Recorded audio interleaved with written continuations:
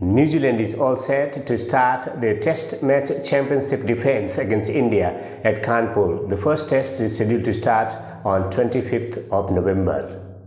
Who will be the top 5 contenders from New Zealand, the characters who will shape the outcome of the match from New Zealand perspective? We will explore those characters in detail with characteristics. Hello, this is Devendra Kumar and you are watching Commentary World at Stumps.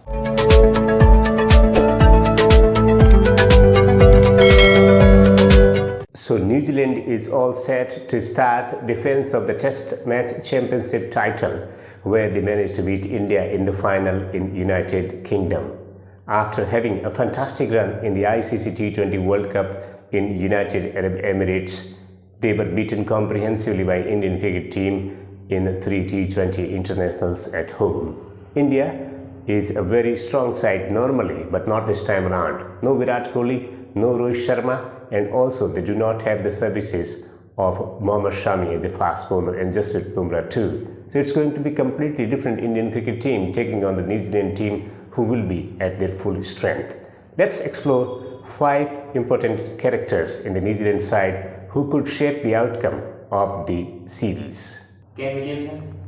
Well, Kane Williamson has always been match winner for New Zealand, whether it's Test match format, whether T20 or One-Day internationals. He has been a tremendous player. He's got great technique, his ability to play spin well. He made his debut against India at Ahmedabad, and since then he has grown as a batsman and he has grown as a captain as well. He's a fantastic human being, and he's someone who empowers his players to play at their full potential. So his technical ability, his ability to play the spin well, his ability to play the fast bowling well. The great characteristic about his batsmanship is that he plays the ball very late, and he's someone who is very good at reading the bowlers from their hand and can pick up the variations, and is someone who is going to guide the young players coming in the side to greater feats, and especially when the pressure will be on, because in test match scenarios you always experience pressure situations and pressure moments. And that's where I think Kane Williamson is going to be handy in shaping the destiny of New Zealand cricket team. At the top of the order, his performances have always been vital, and how he plays the spin in this tournament. There is no doubt about his ability to negate the spin, but he's coming off his elbow injury. Has he recovered fully or not? He was rested from the T20 international series, had a lengthy period of continuation in play played for the team Sunrisers Hyderabad and then the ICC T20 World Cup. So hasn't got enough time to recover from his elbow injury, but he understands the value of his presence in the side, and I think he's going to be the stabilizing factor for the team New Zealand, and is going to have a major say against the inexperienced fast bowlers and a spin attack of India, even if the pitches are quite favorable for the spin bowlers.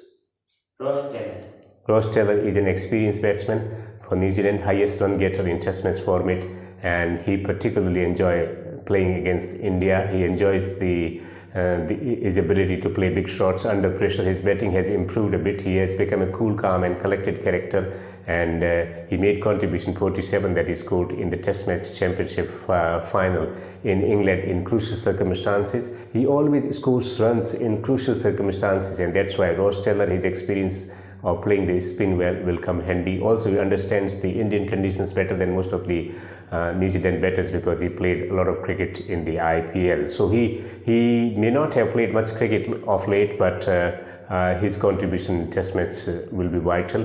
His ability to play attacking shots as well as bailing the team out from the crucial situations, and then I think along with Kane Williamson, his partnership is going to be crucial in taking the New Zealand cricket forward and making sure that they put India under pressure with bat in hand.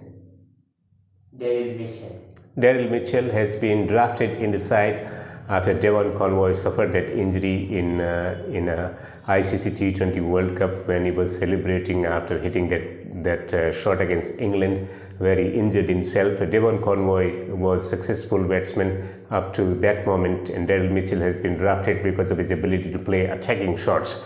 But in Test match cricket, you have to play differently, and he's all set to make his debut. And I think the kind of potential that he has, if he translates into performance, he's going to be quite a player in the batting department. A lot of expectations. He hasn't played in Indian conditions before, so that's going to be a challenge for him. But he is someone who's got great temperament and cool, calm, and composed outlook about himself, so that he can deal with the pressure situation. And it will be interesting how he plays the spin, because normally he plays the spin quite well in New Zealand in domestic setup. Kyle Jamieson has always been a tormentor for the Indian cricket team.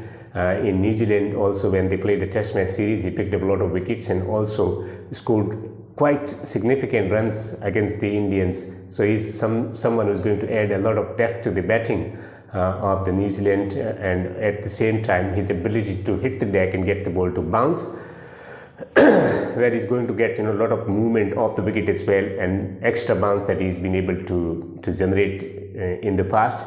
He was successful in getting wickets, and I think he had a tremendous role to play against India in the ICC Test Championship final, and I think he will continue to have a greater say, because Indian batters don't like short ball with no Rohit Sharma in the first Test match, no Virat Kohli in the first Test match. This is quite a different Indian outfit, and his bounces, his ability to generate bounce from the back of length region and challenge the batsman, I think that's going to test most of the Indian batters, even in docile Indian conditions where the ball doesn't bounce that much. Rachin Ravindra, it's a combination of Rahul Dravid and Sachin Tendulkar. The inspiration, the parents who were a great fan of cricket, and they decided to name their child after them. And what a story, from Bangalore to New Zealand, and then playing test match cricket for New Zealand. He has been a good middle order batter and left arm spin bowler. He's an orthodox spin bowler. Hasn't tasted the Indian conditions before, but has a very good record in domestic cricket in New Zealand, and he's expected to play a big role when the conditions are favorable. But will he be able to play that significant role against the top quality international cricketers? So this will be the first real test of his temperament. He has shown great maturity in the press conferences, and whenever he was interviewed about his ability to make impression on the cricket, he wants to create a niche for himself, and I think this series will either make or break his career, because this is the beginning of his test cricket career. And if he gets down to the business of bowling well, because left arm spinners have always been successful against the Indian batters. If you remember that series against England in 2012, where Monty Panesar took many wickets, and he bowls in a similar fashion of Monty Panesar. And I think if he sticks a good line and length, if he gets down into a good rhythm, he is going to challenge the Indian batters, that's for sure.